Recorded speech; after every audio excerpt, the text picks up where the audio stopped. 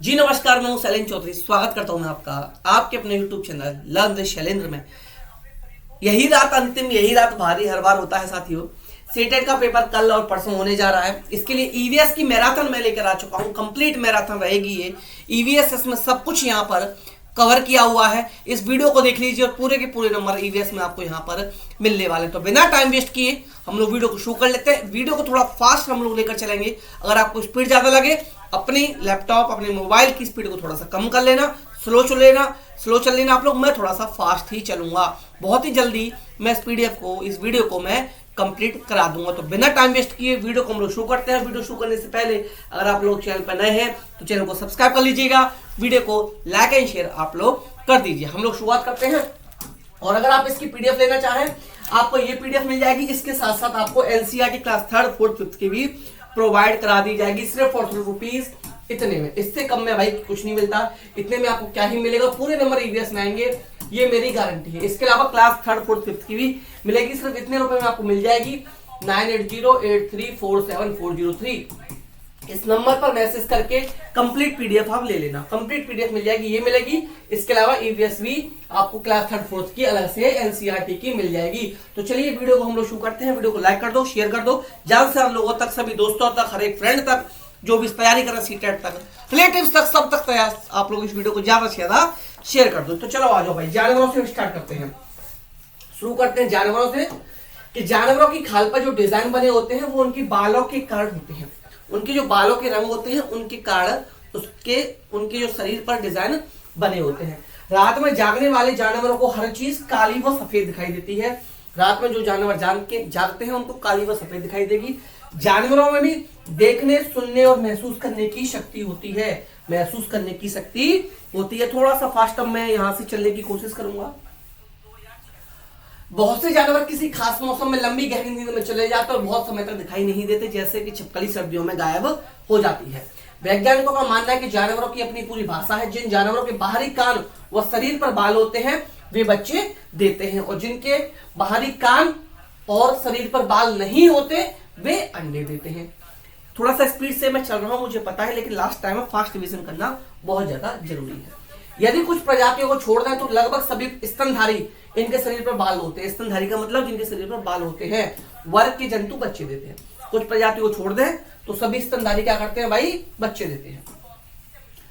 IUCN international union for conservation of nature एक सूची जारी करता है जिसे रेड डाटा बुक के नाम से जाना जाता है, जिसमें संकटापन्न जीवों की प्रजातियों के प्रकार तथा उन प्रजातियों का वर्णन किया जाता है जो कि विलोपन के खतरे से गुजर रही है। ये रेड डाटा बुक में होता है।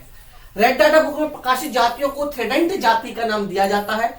IUCN के संकटापन्न, एंडेंजर्ड, सुभद्य व दुर्लभ रेयर प्रजातियों थ्रेडेंट जातियों के अंतर्गत आते हैं। आगे चले अगर हम इसमें, तो बाघ इंपॉर्टेंट है भाई। बाघ से क्वेश्चन बनने के चांसेस हैं। बाघ से हर बार बाघ, हाथी, लंगूर और स्लॉथ, इन चारों में से एक क्वेश्चन अब भी बनेगा, 100% बनेगा, इसकी गारंटी ले रहा हूं। बाघ अंधेरे में हमसे 6 गुना बेहतर देख सकता है। बाघ की मूछें हुई हवा में कंपन को भाप लेती हैं और उसे शिकार की स्थिति का बिल्कुल सही पता चल जाता है। बाघ मौके के अनुसार अपनी आवाज बदलता रहता है। गुस्से में अलग आवाज निकालता है और उसकी लवर अपनी प्रेमिका को जब वो बुलाएगा, बाघिन को जब वो बुलाएगा तो अलग आवाज निकालेगा, प्यार से बुलाएगा, वरना उसको खाना नहीं मिलेगा रात का। और बाघ का गुर्राना 3 किलोमीटर दूर से सुना जा सकता है। बाघ हवा से पत्तों के हिलने और शिकार के झाड़ियों में हिलने की आवाज में अंतर भाप लेता है। ये बाघ के दोनों कान बाहर की आवाज इकट्ठा करने के लिए अलग अलग दिशाओं में बहुत ज्यादा घूम जाते हैं। बाघ अपने इलाके में मूत्र करके अपनी गंध छोड़ते जाते हैं। यह इलाका कई किलोमीटर बड़ा हो सकता है। एक बाघ की दूसरे बाघ की मूत्री गंध से झट से पहचान लेता है। झट से वो पहचान लेता है कि उसके इलाके में कोई और बाघ भी आया था।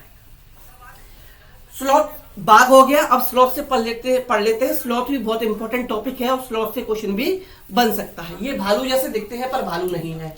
ये दिन के करीब 17 घंटे पेड़ों से उल्टे सिर लटक कर मस्ती से सोते हैं। ये जिस पेड़ पर ये रहते हैं उसी पेड़ के पत्ते खाकर पलते हैं, इसलिए इन्हें कहीं और जाने की जरूरत ही नहीं पड़ती।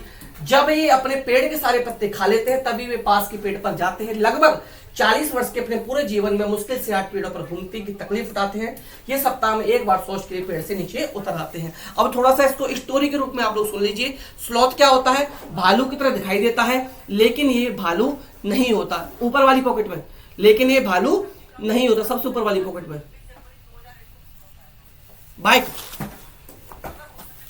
लेकिन ये भालू नहीं होता, ठीक है ना, भालू नहीं होता। ये जिस पेड़ पर रहता है उसी के पत्ते खाकर ये अपना जीवन व्यतीत करते हैं और अपने 40 साल के जीवन काल में मुश्किल से 8 पेड़ों पर ये जा पाते हैं और वीक में एक बार ये सोच के लिए नीचे उतरते हैं।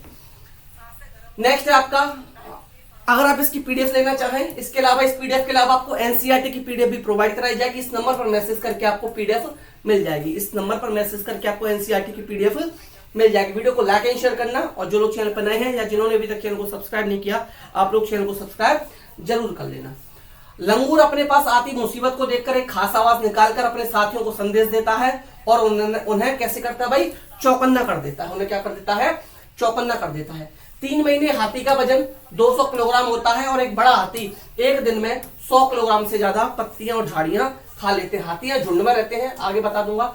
हाथी बहुत कम आराम करता है, केवल 2 से 4 घंटे ही ये सोते हैं। हाथी को पानी और कीचड़ से खेलना बहुत भाता है।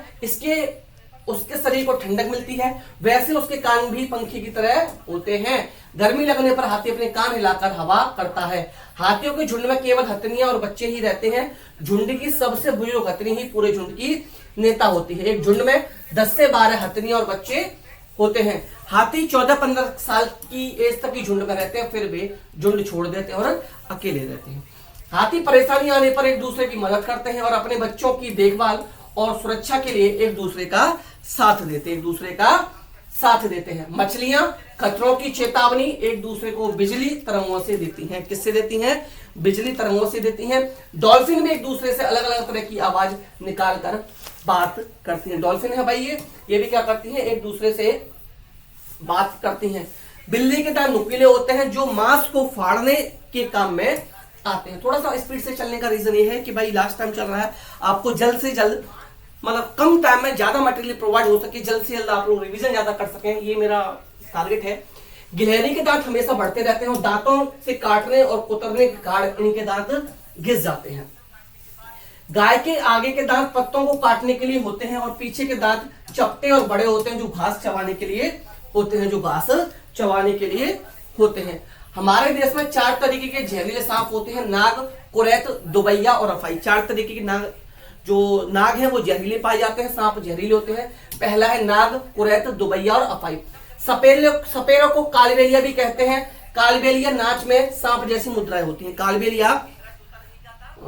सपेरों के कालबेलिया भी कहते हैं। कालबेलिया नाच जैसी सांप जैसी मुद्राएं भी होती हैं। सांप अपने 2 खोखले दांतों से काटता है जो व्यक्ति के शरीर में जहर चला जाता है। व्यक्ति के शरीर में जहर जाता है, 2 खोखले दांतों से वो काटता है। सांप के जहर से बचने के लिए सीरम नाम की दवा दी जाती है जो सांप के ही जहर से बनाई जाती है। जो किससे बनाई जाती है? सांप के ही जहर से ये दवा बनाई जाती है। सांप के दांत नुकीले होते हैं, लेकिन वह अपने शिकार को चबाकर नहीं खाता बल्कि पूरा निगल जाता है। ये पूछा जाता है, कई बार क्वेश्चन मार चुका है कि सांप अपने शिकार को कैसे खाता है, तो याद रखिएगा वो चबाकर नहीं खाता, वो डायरेक्ट निगल जाता है। वो क्या करता है? डायरेक्ट निगल जाता है। अपने उसको कैसे करता है भाई? डायरेक्ट निगल जाता है। चलिए, सांप जमीन पर हुए कंपन को ही सुन पाते हैं क्योंकि सांप के बाहरी कान नहीं होते। सांप के बाहरी कान नहीं होते, जमीन पर जो कंपन होता है उसी से वो सुन पाते हैं, समझ लिए वो महसूस कर पाते हैं।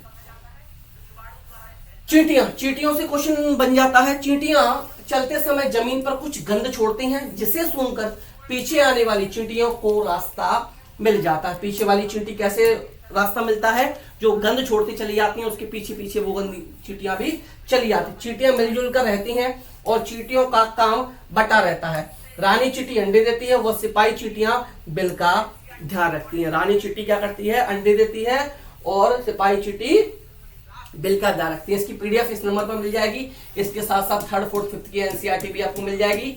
₹19 में मिल जाएंगे ये सब कुछ आपको, तीनों पीडीएफ, ईवीएस की चारों पीडीएफ। काम करने वाली चींटियां भोजन ढूंढकर बिल तक लाती हैं। दीमक व ततैया भी समूह में रहते हैं। ये क्वेश्चन आ जाता है कि निम्न में से कौन सा समूह में नहीं रहता या कौन कौन से समूह में रहते हैं। तो याद रखिएगा, चींटियां, दीमक, ततैया। चींटियां, दीमक, ततैया सभी के सभी कैसे रहते हैं? ये सभी के सभी इसमें रहते हैं, समूह रहते हैं। किसमें रहते हैं भाई? समूह में रहते हैं। अब आते हैं नेक्स्ट पेज पर। नेक्स्ट है आपका केंचुआ। केंचुआ बहुत इंपॉर्टेंट है। केंचुए को किसान का मित्र कहा जाता है। इससे कई बार सीटेट में क्वेश्चन बन गया है। हो सकता है आपका इस बार भी सीटेट में क्वेश्चन इससे आपको देखने के लिए मिल जाए। हो सकता है इस बार भी आपका क्वेश्चन इससे बन जाए। तो केंचुआ भी आपका भैया काफी इंपॉर्टेंट है। इसको भी आप लोग पढ़कर जरूर जाना। 1 मिनट दीजिए आप मुझे, इसको पढ़कर आप लोग जरूर जाना, ठीक है ना। चलिए आगे चलते हैं। नेक्स्ट है आपका केंचुआ चल रहा है हमारा। केंचुआ मृत पत्तियों और पौधों को खाते हैं और इनके मल जमीन उपजाऊ बनती है। इनके मल से क्या करता है? इनके मल से क्या होता है? जमीन उपजाऊ बनती है। केंचुए को किसानों का मित्र भी कहा जाता है। केंचुए क्या कहा जाता है? किसानों का मित्र भी। केंचुए को किसानों का मित्र भी इसको कहा जाता है। केंचुए जमीन में छेद बनाकर मिट्टी को मुलायम कर देते हैं। जमीन के इन छेदों से हवा और पानी मिल जाता है। चूहों को देखने की क्षमता कम होती है, लेकिन इनके सूंघने, छूने और टेस्ट करने की क्षमता अधिक होती है। रेशम का कीड़ा से क्वेश्चन बन जाता है कि अपनी मादा को ये कई किलोमीटर दूर से इसकी खुशबू से पहचान लेता है। मादा, इससे ये क्वेश्चन बनता है। ये कई किलोमीटर दूर से क्या करता है? अपनी मादा को इसकी खुशबू से पहचान लेता है। तो रेशम का कीड़ा अपनी मादा को इसकी गंध से कई किलोमीटर दूर से पहचान लेता है। कई किलोमीटर दूर से इसकी गंध से पहचान लेता है। मच्छरों से भी क्वेश्चन बन जाता है, इसलिए मच्छरों को भी मैंने शामिल किया है। कोई भी ऐसा टॉपिक छोड़ा नहीं है। अगर आप एनसीईआरटी, जो इससे पहले मैंने मैराथन डाल दी है, क्लास 3rd 4th 5th की एक ही साथ मैराथन कराई है, बहुत फास्ट कराई है। 1 घंटे में तीनों क्लास मैंने खत्म कर दी है। उसको देख जाओ, इसको देख जाओ, कोई भी डाउट आपका बचेगा नहीं, कुछ भी आपका बचेगा नहीं। मच्छर हमारे शरीर की गंध, खासकर पैरों के तलवों की और हमारे शरीर की गर्मी से हमें ढूंढ लेते हैं। मच्छर, ये क्वेश्चन आ चुका था, कैसे ढूंढते हैं? पैरों के तलवों की गर्मी से और शरीर की गंध से हमें ढूंढ लेते हैं। डेंगू, मलेरिया, चिकनगुनिया बीमारी मच्छरों से फैलती है। मच्छरों से डेंगू, चिकनगुनिया और आपकी मलेरिया फैलती है। मच्छर क्या करते हैं? पानी में अंडे देते हैं। मच्छर के जो बच्चे होते हैं, छोटे जो होते हैं, उनको लार्वा कहा जाता है। ये भी इसमें दे नहीं रखा, याद रखना। लार्वा ऐसे भी लिखा मिल सकता है या लार्वा आपको ऐसे भी लिखा मिल जाएगा, ठीक है। इनके छोटे बच्चे होते हैं, पानी पर जो अंडे देते हैं, इनके अंडों को लार्वा कहा जाता है। रुके हुए पानी में मलेरिया के मच्छर पैदा होते हैं, इसलिए पानी में मच्छरों के प्रजनन को रोकने के लिए पानी में तेल डालना सही तरीका रहता है। कौन सा तेल डाला जाता है भाई? केरोसिन ऑयल डाला जाता है। कौन सा डाला जाता है? केरोसिन डाला जाता है। और इससे क्या हो जाता है? केरोसिन डालने से क्या हो जाता है? इसमें ऑक्सीजन की आपूर्ति रुक जाती है। ऑक्सीजन की आपूर्ति क्या हो जाती है भाई? ठप हो जाती है। ऑक्सीजन की आपूर्ति ठप हो जाती है, जिससे क्या होता है? यहाँ पर नया जो प्रजनन होता है वो प्रजनन रुक जाता है, प्रजनन में वृद्धि नहीं हो पाती, क्योंकि इससे पानी का पृष्ठ तनाव कम हो जाता है और ऑक्सीजन की आपूर्ति रुक जाती है, जिससे मच्छर का लार्वा मर जाता है। ये लार्वा जो है ना, इसके अंडे कह लीजिए, बच्चे कह लीजिए, ये मर जाता है। अधिकतर पक्षियों की आंखें उनके सिर के दोनों तरफ होती हैं। सिर के दोनों तरफ होती हैं। पक्षी जब एक समय में 2 अलग अलग चीजों को एक ही साथ देखते हैं, जब वे 2 अलग अलग चीजों पर ध्यान केंद्रित करते हैं, तो उनके देखने का दायरा बढ़ जाता है। एक क्वेश्चन इससे रिलेटेड आ जाता है कि ऐसा कौन सा पक्षी है जिसकी आंखें मनुष्य की तरह आगे की तरफ होती हैं? तो याद रखिएगा, ये उल्लू है। कौन सा? उल्लू की आंखें मनुष्य की तरह आगे की ओर होती हैं और उल्लू ही अपनी गर्दन को पीछे तक 270 डिग्री तक घुमा सकता है। और क्वेश्चन ये पूछता है कि अपनी गर्दन को आगे पीछे झटके से कौन करता है? तो ये क्वेश्चन पूछे तो इसका याद रखना कि मैना अपनी गर्दन को झटके से आगे पीछे कर लेती है, जबकि उल्लू क्या करता है? पीछे तक घुमा सकता है। और जब ये बिल्कुल सामने देखते हैं तो इनकी दोनों आंखें एक ही चीज पर होती हैं। ज्यादातर पक्षियों की आंखों की पुतली घूम नहीं सकती, वह अपनी गर्दन घुमाकर ही आसपास देखते रहते हैं, इसलिए पक्षी अपनी गर्दन इधर उधर घुमाते रहते हैं।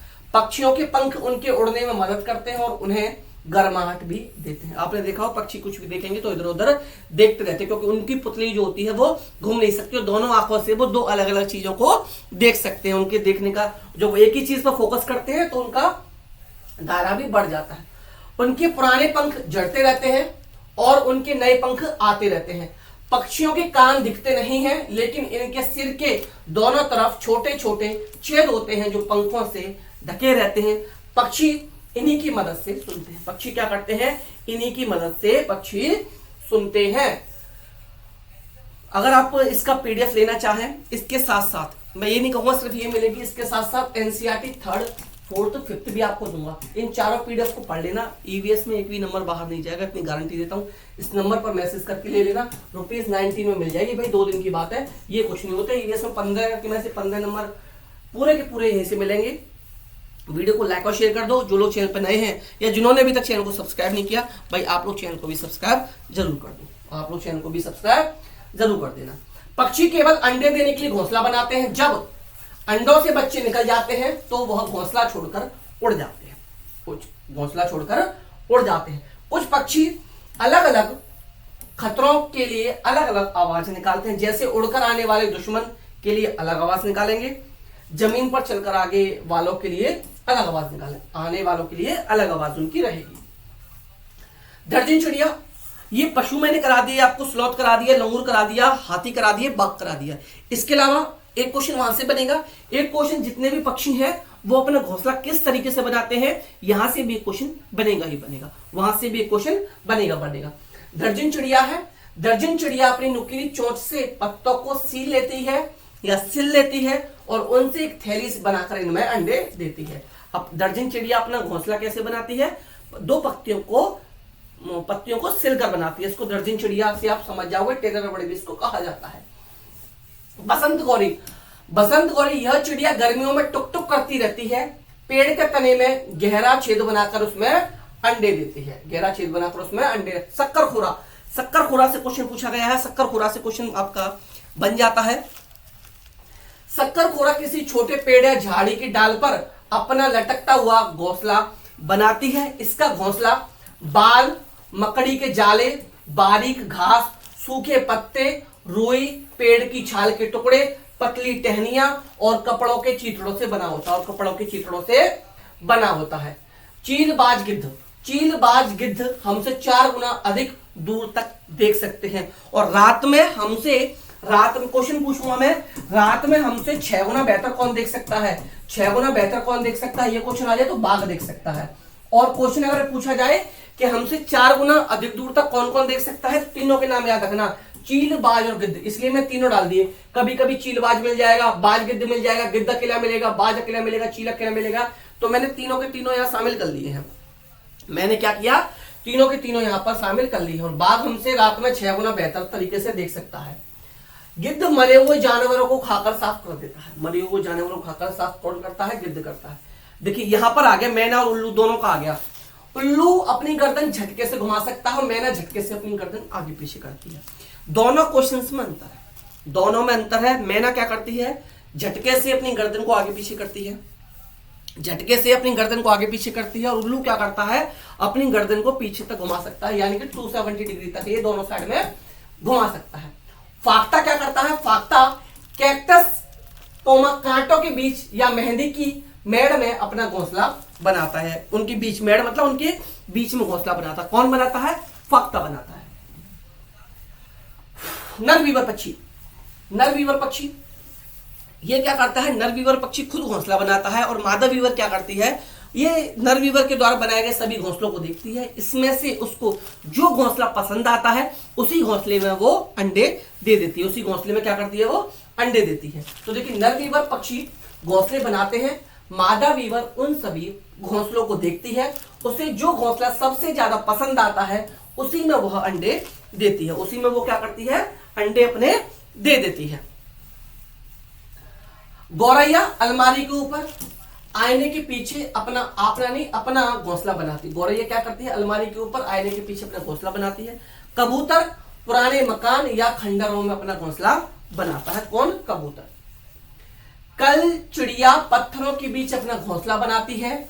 इनके घोंसले में बहुत नाजुक टहनी, जड़ें, ऊन, बाल, रुई सब बिछा रहता है। यह छोटे छोटे कीड़े खाती है। कौन? कल चिड़िया क्या करती है? छोटे छोटे कीड़े खाती है। इनकी चोंच अंदर से लाल होती है। किसकी?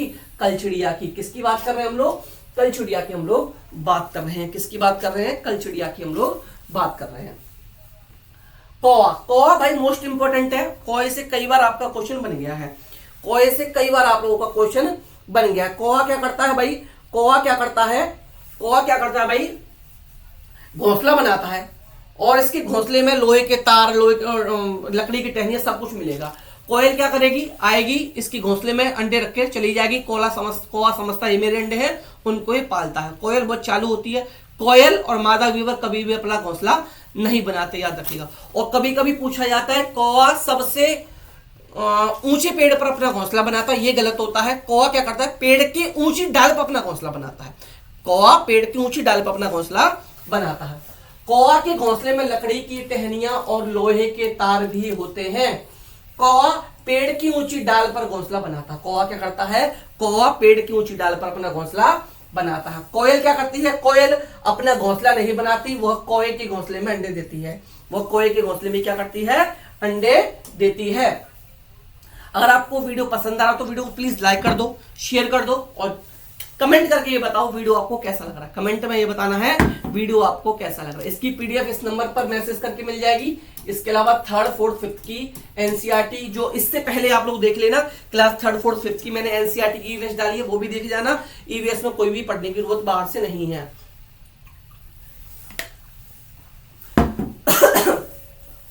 वीडियो को प्लीज लाइक और शेयर जरूर करते चलना भाई। जो लोग चैनल पर नए हैं वो सब्सक्राइब भी कर लेना, या कुछ लोग ऐसे हैं जिन्होंने अभी तक चैनल को सब्सक्राइब नहीं किया, आप लोग भी चैनल को सब्सक्राइब जरूर कर लेना। कौवा अपने अंडों के साथ कोयल के अंडों को भी सेता है या पालता है, ठीक है। सेता मतलब वही हो गया। जंगल, ये भाई मोस्ट इंपोर्टेंट है, यहां से क्वेश्चन आपका आ जाता है।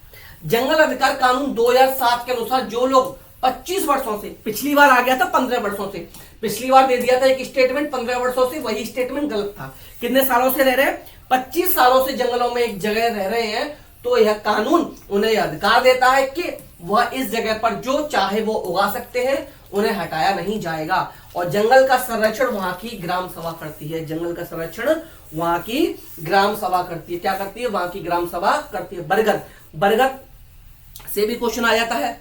बरगद के पेड़ की जो लटकन है, बरगद के पेड़ पर जो लटकन होती है, असल में इसकी जड़ होती है। रियल में इसकी क्या होती है, ये इसकी जड़ें होती हैं। ये टहनियों से निकलती हैं और बढ़ते बढ़ते जमीन के अंदर चली जाती हैं। और बढ़ते बढ़ते क्या करती हैं, ये जमीन के अंदर चली जाती हैं। यह जड़ें मजबूत खंभों की तरह पेड़ को सहारा देती हैं। यह जड़ें क्या करती हैं, मजबूत खंभों की तरह पेड़ को सहारा देती हैं। नेपेंथिस पौधा मोस्ट इंपोर्टेंट है, इससे क्वेश्चन बन जाता है। इसको घटपर्डी कहा जाता है। इसको क्या कहा जाता है, घटपर्डी कहा जाता है। ये ऑस्ट्रेलिया में पाया जाता है, इंडोनेशिया में पाया जाता है और भारत के मेघालय राज्य में पाया जाता है। ये कहां पाएगा, ऑस्ट्रेलिया, इंडोनेशिया, भारत के मेघालय राज्य में पाया जाता है। यह कीड़े मकोड़ों को और छोटे जीवों, चूहों वगैरह को खाता है। एग्जामिनर देगा, ये मनमोहक आवाज निकालता है, तो आप लोग कह देना चल हट एग्जामिनर, ये आवाज नहीं निकालता, ये एक प्रकार की सुगंध निकालता है, गंध निकालता है, ठीक है, सुगंध निकालता है। यह लंबे घड़े जैसा दिखता है, जिससे ऊपर पत्ती का ढक्कन लगा रहता है। इसमें कुछ खुशबू निकलती है, जिसकी वजह से कीड़े मकोड़े उसके अंदर फंस जाते हैं। इस पौधे को घटपर्डी भी कहा जाता है। कहां पाया जाता है, भारत में, याद रखिएगा। भारत में कहां पाया जाता है, मेघालय में।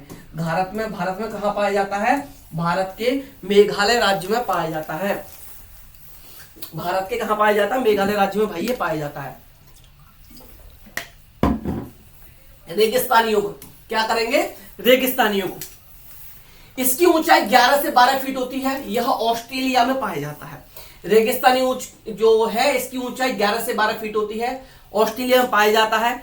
इसकी जड़ें जो होती हैं वो इतनी गहरी जमीन तक चली जाती हैं जब तक पानी तक ना पहुंच जाए। लगभग इस पेड़ की ऊंचाई के 30 गुना तक ये पहुंच जाती है। इसके तने में पानी इकट्ठा रहता है और वहां के लोग इसके तने में पतला पाइप डालकर इसका पानी निकाल लेते हैं और उसको पी लेते हैं। और ये ऑस्ट्रेलिया में पाया जाता है। रेगिस्तानी युग समझकर ये मत कर देना, एग्जाम ने लास्ट ईयर दे दिया था अबू धाबी में पाया जाता है, तो अबू धाबी में ये नहीं पाया जाता है, ऑस्ट्रेलिया में पाया जाता है।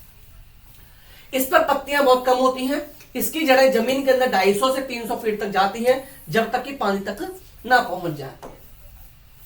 इसके तने में पानी जमा रहता है। जब कभी इस इलाके में पानी नहीं होता या पानी की कमी पड़ जाती है, तो वहां के लोग इसके तने के अंदर पतला पाइप डालकर पतला पाइप डालकर इसका पानी निकाल लेते हैं, इसका पानी निकाल लेते हैं। एग्रीकल्चर कृषि को कहा जाता है, सेरिकल्चर रेशम कीट पालन को कहा जाता है, पिसीकल्चर मत्स्य पालन को कहा जाता है, विटीकल्चर अंगूरों की खेती को कहा जाता है, और हॉर्टिकल्चर उद्यान कृषि जो होता है इसे कहा जाता है। मैचिंग में एक बार इसी टेट में पूछ लिया गया था, इसलिए मैंने इसको यहां पर शामिल कर दिया है। झूम खेती, झूम खेती से भाई क्वेश्चन अक्सर बन जाता है, झूम खेती से क्वेश्चन आपका बन जाता है, इसलिए झूम खेती में बता देता हूं। एक फसल काटने के बाद जमीन को कुछ वर्षों के लिए ऐसे ही छोड़ दिया जाता है, वहां कुछ भी उगाया नहीं जाता, वहां कुछ भी उगाया नहीं जाता। उस भूमि पर उगने वाले बांस या खरपतवार को उखाड़ा नहीं जाता, उखाड़ा नहीं जाता, उन्हें काटकर जला दिया जाता है, उन्हें काटकर जला दिया जाता है। राख भूमि को उपजाऊ बनाती है। राख क्या करती है भाई? भूमि को कैसे बनाती है? उपजाऊ बनाती है। राख क्या करती है? भूमि को उपजाऊ बनाती है। जलाते समय इस बात का ध्यान रखा जाता है कि आग जंगल में ना फैले, और ये भी दे देता है कि वह उसमें उर्वरक डाले जाते, रासायनिक उर्वरकों का यूज किया था फसल उगाने के लिए, तो ऐसा नहीं किया जाता। जो राख बनती है वो खाद का ही काम करती है, इसलिए उसमें कुछ भी डाला नहीं जाता। जब जमीन खेती के लिए तैयार हो जाती है तो उसे हल्का सा खोदा जाता है, एग्जामिनर कहता है गहरा जोता जाता है, तो जोता नहीं जाता, यहां मैं लिख दिया जोता नहीं जाता। उस पर बीज गिराए जाते हैं। एक खेत में मक्का, सब्जियां, मिर्च, चावल जैसी विभिन्न प्रकार की फसलें उगाई जाती है, विभिन्न प्रकार की फसलें उगाई जाती हैं। नेक्स्ट है आपका विदेश से आने वाली सब्जियां। कॉफी और भिंडी अफ्रीका से आए, हरी मिर्च, आलू, टमाटर दक्षिण अमेरिका से आए, गोभी मटर यूरोप से आए, सोयाबीन चीन से आया, चाय असम से। चाय लिख देता हूं, चाय भी कभी कभी पूछ ली जाती है। चाय किससे आई भाई? असम से। चाय कहां से? असम से। पेन चेंज नहीं करना, टाइम वेस्ट होगा फालतू में। कॉफी भिंडी अफ्रीका से, हरी मिर्च आलू टमाटर दक्षिण अमेरिका से, गोभी मटर यूरोप से, सोयाबीन चीन से, चाय असम से। चाय असम से आई थी। वीडियो को लाइक और शेयर कर देना। इस नंबर पर मैसेज करके आपको नोट्स मिल जाएंगे, संपूर्ण नोट्स भी मिल सकते हैं, ईवीएस नोट्स भी ले सकते हो। पौधे का भाग जिसे हम खाते हैं, पौधे का ऐसा भाग जिसे हम लोग खाते हैं भाई, ठीक है। जड़ किस किस की खाते हैं? गाजर मूली चुकंदर की जड़ खाते हैं। तना किस किस का खाते हैं? प्याज आलू अदरक का खाते हैं। फूल किस किस के खाते हैं? केला कचनार सहजन के खाते हैं। बताना तीनों कहां कहां खाए जाते हैं, इससे पहली वीडियो में आपको पढ़ा कराया हूं। पत्ती पालक धनिया पत्ता गोभी की पत्ती खाई जाती है, फली के मटर खाई जाते हैं, बीज चना बाजरा गेहूं सरसों धान के बीज खाए जाते हैं। डिटेल में पढ़ लेना, स्क्रीनशॉट ले लेना। वैसे अब तो माइंड इतना शार्प हो जाना चाहिए, पेपर लास्ट डे है आपका, कि आपको एक ही बार में लर्न हो जाए। जड़ें पौधों को सहारा देती हैं, जल तथा खनिजों को अवशोषित करती हैं। जिस मैदान में 1 टिन बीज बोए जाते हैं उसे 1 टिन जमीन बोलते हैं। ये पेपर में आया था, मेरे वाले में आया था, इंपॉर्टेंट है ये, जो मैंने पेपर दिया था उसमें आया था। कुड़ुक भाषा में जंगल को तोरंग कहा जाता है, झारखंड में कहा जाता है। कुड़ुक कहां की भाषा है? कुड़ुक झारखंड की आदिवासियों की जनजाति है, और इनकी भाषा भी है, इनकी भाषा भी है। और ये क्या है? जनजाति है, कहां की? झारखंड की। और झारखंड में कुड़ुक का मतलब होता है, क्या होता है? कुड़ुक का मतलब तोरंग, सॉरी, कुड़ुक भाषा में जो जंगल है, जंगल का मतलब होता है तोरंग। तोरंग एक कुड़ुक भाषा का शब्द है जिसका मतलब होता है जंगल, जिसका मतलब जंगल होता है। प्रकाश संश्लेषण। पत्तियां पादप की खाद्य फैक्ट्रियां हैं। जल एवं खनिज वाहिकाओं द्वारा पत्तियों तक पहुंचाए जाते हैं। ये वाहिकाएं वीजल्स नली के समान होती हैं तथा जड़ तना शाखाओं एवं पत्तियों तक फैली होती हैं। पत्तियों में हरा वर्णक होता है जिसे क्लोरोफिल कहते हैं। पत्तियों में हरा वर्णक होता है जिसे क्लोरोफिल कहते हैं। क्लोरोफिल सूर्य के प्रकाश की ऊर्जा का संग्रहण करने में पत्तियों की सहायता करता है। क्लोरोफिल क्या करता है? सूर्य के प्रकाश की ऊर्जा का संग्रहण करने में पत्तियों की सहायता करता है। इस ऊर्जा का उपयोग जल एवं कार्बन डाइऑक्साइड से खाद्य संश्लेषण में होता है। इस ऊर्जा का उपयोग किसमें होता है? जल एवं कार्बन डाइऑक्साइड से खाद्य संश्लेषण में होता है। क्योंकि खाद्य संश्लेषण से सूर्य के प्रकाश की उपस्थिति में होता है, इसलिए इसे प्रकाश संश्लेषण कहा जाता है। इसलिए इसको क्या कहा जाता है? प्रकाश संश्लेषण कहा जाता है। पत्तियों द्वारा सौर ऊर्जा संग्रहित की जाती है तथा पादप पत्तियों द्वारा सौर ऊर्जा संग्रहित की जाती है तथा पादप में खाद्य के रूप में संचित की जाती है। तथा पत्तियों द्वारा और सौर ऊर्जा संग्रहित की जाती है तथा पादप में खाद्य के रूप में संचित की जाती है।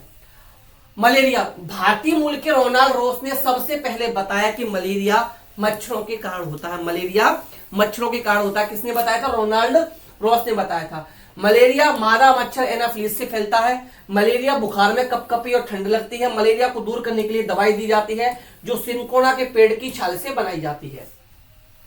एनीमिया में क्या होता है? एनीमिया में हीमोग्लोबिन या आयरन की कमी के कारण होता है। यह शारीरिक और मानसिक रूप से प्रभावित करता है। इससे बच्चे ठीक पढ़ते नहीं है, उनकी एनर्जी कम रहती जाती है और पढ़ाई में ध्यान नहीं रहता है। लिंगहुफेन सांप के मांस से बनाई जाने वाली डिश है। सांप के मांस से डिश बनाई जाती है, इसका नाम है लिंगहुफेन।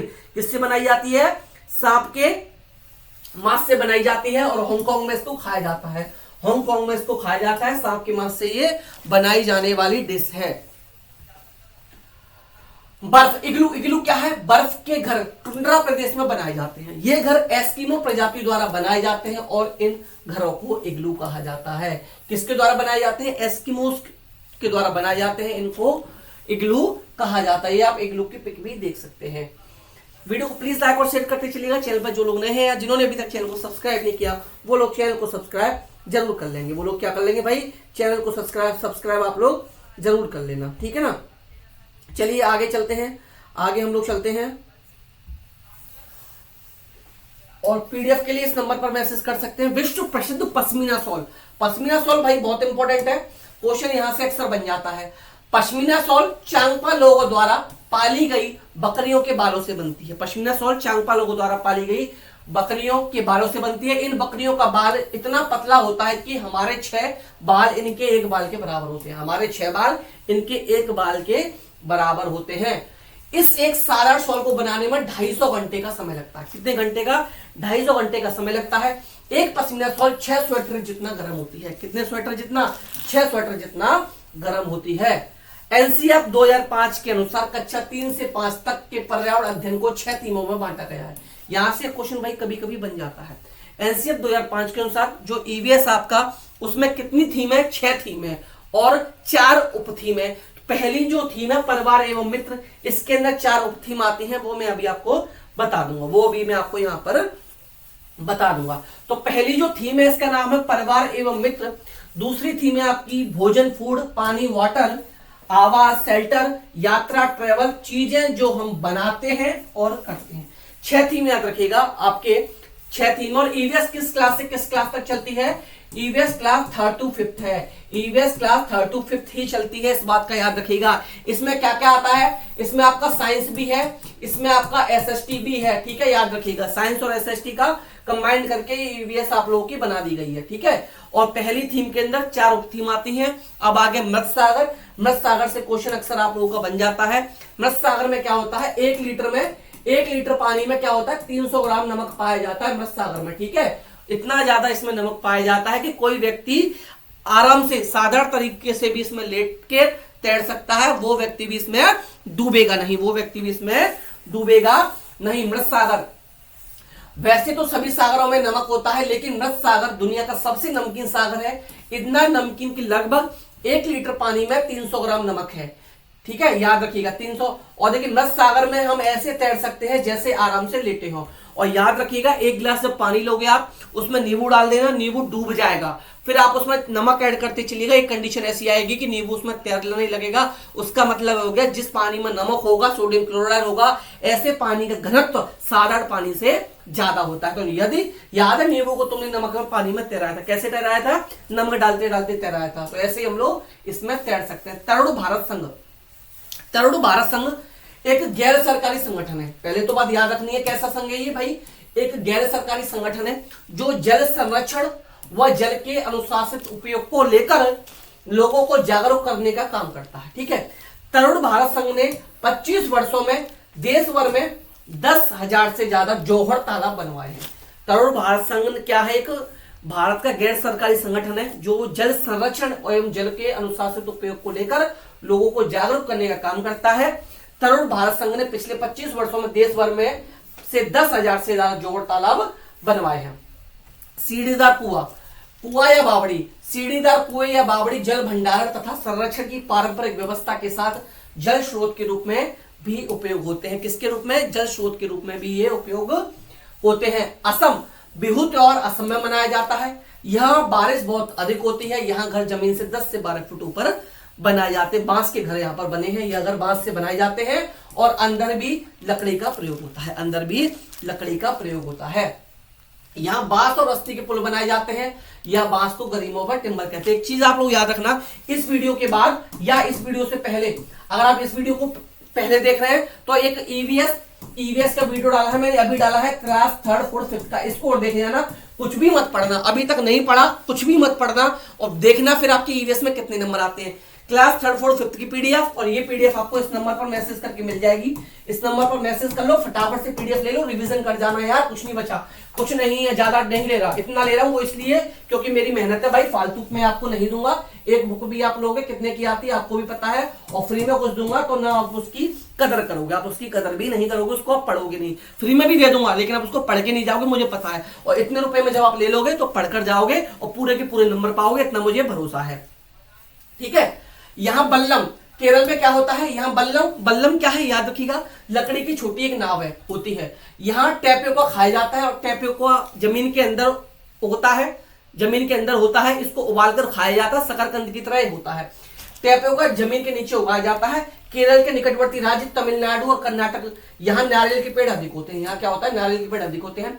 गुजरात से केरल तक की यात्रा के बीच में महाराष्ट्र और कर्नाटक राज्य पड़ते हैं। गोवा से केरल तक रेल के रास्ते में 92 सुरंग, और ये हो गया ठीक है, 92 सुरंग 2000 पुल है, 92 सुरंग 2000 पुल है। ठीक है, याद रखिएगा, 92 सुरंग 2000 पुल है। क्या है, 2000 पुल। ठीक है भाई, याद रखना। तमिलनाडु भारत के दक्षिण में है, इसके पड़ोसी राज्य है केरल, कर्नाटक, आंध्र प्रदेश। ये इसलिए डाला क्योंकि पूछा गया था कि तमिलनाडु भारत के कहां पर है, तो दक्षिण में है। इसके पड़ोसी राज्य कौन कौन से है, केरल, कर्नाटक, आंध्र प्रदेश। केरल, कर्नाटक, आंध्र प्रदेश तमिलनाडु के निकटवर्ती राज्य हैं। कहवा कश्मीर की खास किस्म की चाय है, ऊर्जा का सबसे प्रमुख स्रोत हमारा सूर्य है। तो ये थी भाई मेरे द्वारा कराई गई आपको ईवीएस मैराथन। इसके अलावा 3rd 4th 5th की मैराथन और कराई है, उसको देखे जाना। ईवीएस का काम खत्म, विश्वास करो दोनों वीडियो देख लो। ईवीएस में अब तक कुछ नहीं पढ़ा, मत पढ़ना, यहीं से आएगा। इसकी पीडीएफ इस नंबर पर मैसेज करके मिल जाएगी। आई होप ये वीडियो, ये सेशन, ये क्लास आप लोगों को पसंद आई होगी। अगर वीडियो पसंद आए तो कमेंट में बताना कि आपका अब तक तैयारी कैसी है, कैसी क्लास लगी, और वीडियो को ज्यादा से ज्यादा लोगों को तो शेयर जरूर करना। तो चलिए मिलते हैं नेक्स्ट वीडियो में, तब तक आप लोग हंसते रहिए, मुस्कुराते रहिए, सीटेट पास करने के लिए पढ़ते भी रहिए। तो bye bye, take care, thank you, नमस्कार, जय हिंद।